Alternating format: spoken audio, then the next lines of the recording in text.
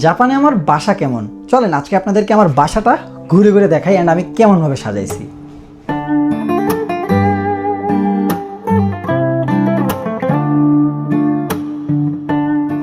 প্রত্যেকেই চায় তাদের রুমটা সুন্দরভাবে সাজাতে, কিন্তু যেহেতু বাংলাদেশে নাই, জাপানে আছি, তারপরও তো নিজের একটা নিজস্ব রুম আছে, সেটাতে থাকি। যতটুকুই থাকি ততটুকু সময় যেন নিজের মতো একটু গুছিয়ে থাকতে পারি। সো তার জন্য আমি আজকে রুমটা একটু সুন্দরভাবে সাজাইছি, সেটা আপনাদেরকে আস্তে আস্তে দেখাবো। বাট আমি কিছু ট্রিক্স ইউজ করছি। এই যে দেখেন, এখানে একটা ফ্রেম আছে, এটা মোটামুটি জাপানের একটা বিখ্যাত ফ্রেম, ছবি।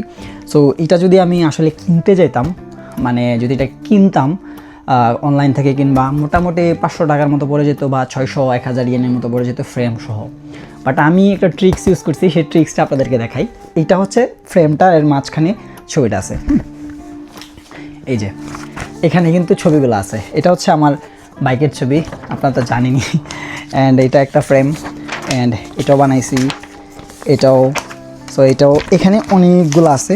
সো এইগুলো আমি কি করছি, জাপানি 7-Eleven থেকে অথবা যে কোনো কনভিনিয়েন্স স্টোর থেকে আপনারা চাইলে প্রিন্ট করতে পারবেন, যারা আসলে রুম সাজাতে চান। আমি ওইখানে গিয়ে এইগুলা প্রিন্ট করছি। প্রিন্ট কোয়ালিটিটা আসলেই অনেক জোস। হ্যাঁ, তো প্রিন্ট করার পরে আমি দাইসো, জাপানে দাইসো মানে হচ্ছে 100 টাকার শপ। সো দাইসো থেকে 110 ইয়েন করে, মানে 110 টাকা হচ্ছে, 10 ইয়েন হচ্ছে ট্যাক্স। সো এই ফ্রেমটা আনছি। সো আমার মোটামুটি এখানে 160 ইয়েন গেল, আমি এই ফ্রেমটা বানিয়ে ফেললাম। অ্যান্ড এটা ঘরে সাজাই দিলাম, পুরো রুম আলাদা একটা সৌন্দর্য।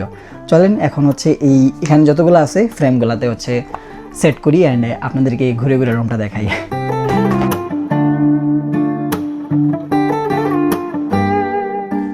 তো চলেন এখন আমি আমার রুমটা সম্পূর্ণরূপে দেখাই, আসলে ভেতর থেকে ঠিক কেমন দেখায়। আমি যদি আপনাদেরকে দেখাতে চাই, তাহলে এই হচ্ছে আমার দরজা। অ্যান্ড আমি যখন দরজা খুলবো, খোলার পরে ঠিক এরকম দেখা যাবে। এইখানে হচ্ছে আমার বেড, এই হলো আমার বেড। অ্যান্ড বেডের ওপরেই 1টা 2টা 3টা 4টা 5টা 6টা 7টা ফ্রেম লাগানো। এই 7টা ফ্রেম এখানে। আর আমি এখন থেকে হচ্ছে যদি কখনো ঘরে বসে ভিডিও বানাই, তখন আমি এই ফ্রেমটা নিতে পারবো, অ্যান্ড আমার পিছনের ফ্রেমটা সুন্দর আসবে। অ্যান্ড তার পাশাপাশি জানালা, এই জানালার উপরে আমি একটা ক্লক লাগাইছি। এই ক্লকটা হাতে ধরা যায়, এই যে এটা ওয়ালের সাথে লাসা দিয়ে লাগানো। অ্যান্ড এই ঘড়িটাও হাতে ধরা যায়, বাট ইউনিক একটা স্টাইল। অ্যান্ড তার পাশেই চেহারা দেখার জন্য আয়না, এই যে আয়না। অ্যান্ড আমি ভিডিও করতেছি, অ্যান্ড আয়নাগুলো হচ্ছে আমি আয়নার সাইডটা একটু সুন্দর করার জন্য এইভাবে আমি ফ্রেম একটা প্লাস্টিক পাতা, এগুলো প্লাস্টিক পাতা দিছি 2টা, যেন দূর থেকে যদি আমি দেখাই তাহলে আয়নাটা ঠিক এমন দেখায়। অ্যান্ড রাতে আমি যখন লাইট অফ করে দিব, লাইট অফ করে দেওয়ার পরে একটু আলাদা সুন্দর ভাইব আনার জন্য আমি এই লাইটটা ইউজ করি। এই লাইটটা ইউজ করার জন্য এখানে রিমোট আছে, এটা দিয়ে আমি চাইলে লাইটের কালার চেঞ্জ করতে পারি অথবা ফেড আনতে পারি, এই যে। সো আমি সবসময় প্রেফার করি এই কালারটাই, কারণ এই কালারটা আলাদা ভালো লাগে। অ্যান্ড এই জিনিসটা হলো জাপানে ম্যাক্সিমাম জাপানেই ইউজ করে, এটা হচ্ছে রুমের সুগন্ধি বাড়ানোর জন্য এটা। অ্যান্ড এখানে এই তো, অ্যান্ড তার পাশাপাশি আপনাদেরকে যে কাইটা দেখাইছিলাম, এটা হচ্ছে এই দৃশ্যটা এখানে লাগাইছি। বাট এটা দেখে কেউ মনে হবে এটা কাগজে তৈরি, এটা মূলত আমি কাগজ দিয়ে প্রিন্ট করে এখানে লাগাই দিছি। সো এই হলো ওভারঅল আমার রুম। অ্যান্ড এখানে এই বেডের পাশে আমি রাখছি আমার কাপড় রাখার জায়গা। অ্যান্ড এখানে একটা আলনা আছে, মানে এটার মধ্যে আমি আমার প্রয়োজনীয় জিনিসপত্র রাখি। অ্যান্ড এখানে তো ওয়ার্ড্রোব আফটারঅল আছে। অ্যান্ড এখানে ছোটো একটা টেবিল আছে।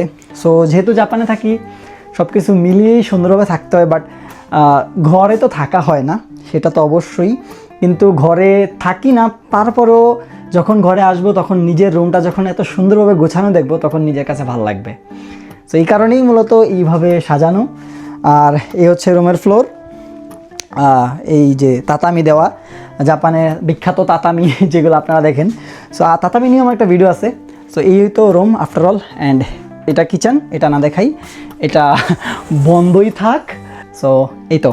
অ্যান্ড আপনাদের কাছে আমার রুম কেমন লাগছে সেটা কিন্তু অবশ্যই কমেন্ট করে জানাবেন। অ্যান্ড আরও যদি কিছু অ্যাড করা যায় সেটাও বলবেন। অ্যান্ড আপনাদেরকে আরও একটা জিনিস দেখাই, সেটা দেখাতে ভুলে গেছি।